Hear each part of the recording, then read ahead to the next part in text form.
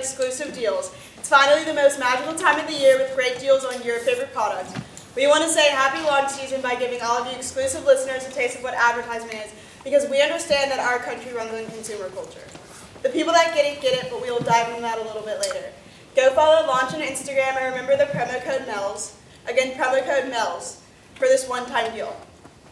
So, advertisement like this is probably something everyone in this room has experienced, whether it be on the radio, TV, or even our favorite apps. These ads come up around 10,000 times a day.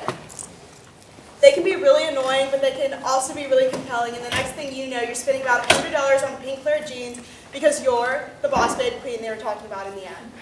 You get the clothes you want along with the validation that you're truly a queen. On the flip side of the website you just ordered from, the marketers are happy because by telling you that you're perfect for their product and providing you with exclusive deals, they have successfully gotten you to buy their product.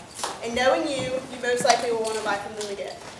So even though this thing kind of happens all the time, you've probably never fully known why. And it all starts with consumer culture, which is a culture that focuses on the distribution of goods and how consumers react. So basically just buying and spending. This culture is so ingrained into American culture, that when asked about its effect on Americans, a researcher claims that it makes us feel like consumption is at the center of meaningful existence. So we feel like shopping is the main form of making the world go round. And this culture is ever-changing, which in turn makes advertisement extremely dynamic. So while in the 17th century you would see ads like this that would tell you where the product came from, who made it, and who's allowed to use it, most of the advertisement we see today is online, and you can buy things right when you see them. So even throughout this evolution, there have been 3 techniques that have pretty much stayed the same. And those are the bandwagon effect, group targeting, and finally ideological edge work. And these all work to successfully get us, the consumers, to go through the process of buying something. So first we have the bandwagon effect. And a way I like to think of this is, how many people, have your parents ever asked you, if your friend jumped off a bridge, would you do it too? Well, you might say no in that situation. How many people in this room have Stanleys? So, the bandwagon effect is basically when we hop onto trends and buy things just because other people have them, even if we don't necessarily like or need the product. So if you heard Abby's presentation earlier today, she talked about how as humans we have this natural tendency to feel normal and a part of a group, and this is exactly what that is. So we can see this in advertisement when we see scenes of people having fun, or famous people in them having fun with the products, so we feel that if they're having fun with it, then it must be good. So next up we have group targeting, and this is exactly what it sounds like. Ads that target specific groups of people based on age, race, gender, or lifestyle. So that's the difference between Snoop Dogg's Corona ads, Nerf gun ads, and those weird arthritis prevention ads that tell your grandparents that they're going to feel young again. So that's why we see Nerf gun ads, which are products for kids, on Cartoon Network, which is a channel for kids. And so finally, we have ideological edge work. And I believe that this is one of the most influential parts of the consumer marketer agreement. So for my poster presentation last year, I asked people to tell me which brands they felt they most identified with. And most people said things like Gucci, Golden Goose, Lululemon, Louis Vuitton, or some other huge name brand. And so when I asked them why they chose these brands, it was more than the products they sell. Everyone had a little part of their identity that they associated with these brands, which I think is pretty awesome. So advertisement can basically give us a sense of identity that we probably wouldn't have noticed before. So an example of this ideological edge work is femvertisement. And this is pro-female advertisement that uses imagery, talent, and messages to empower women and girls. Because advertisement can have a lot of negative portrayals of women in them, such as objectification and unrealistic beauty standards, femvertisement works to show women in a positive light. So, an example of this is in 2014, Dove started this campaign for real beauty that basically told women that they can use their beauty products no matter how old they are or what they look like. So, even though there are a lot of positive sides to advertisement, there's going to be some negatives too.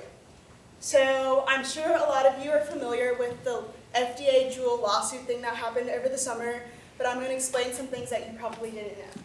So Juul was banned from selling their products this summer by the FDA because the FDA believed that they used the 3 techniques I just mentioned to essentially promote their products to children.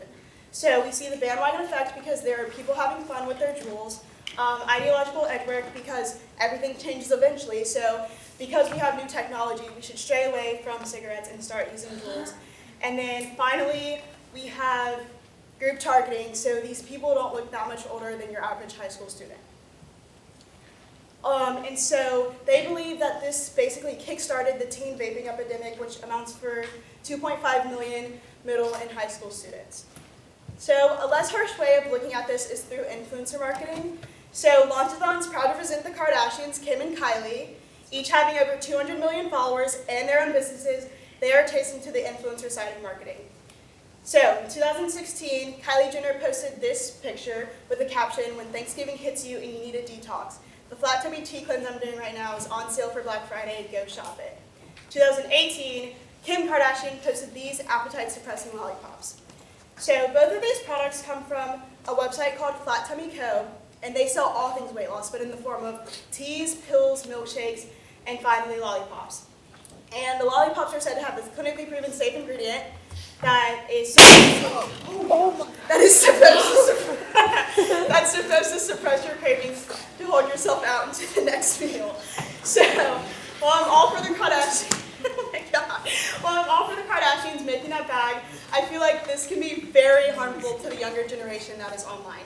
So about 85% of Gen Z, so most of the people in this room, get their information from social media. And this includes 11-year-olds, like my 11-year-old brother is in it. And if an 11-year-old girl goes on Instagram and sees this, it's not always the best thing for her to be getting exposed to.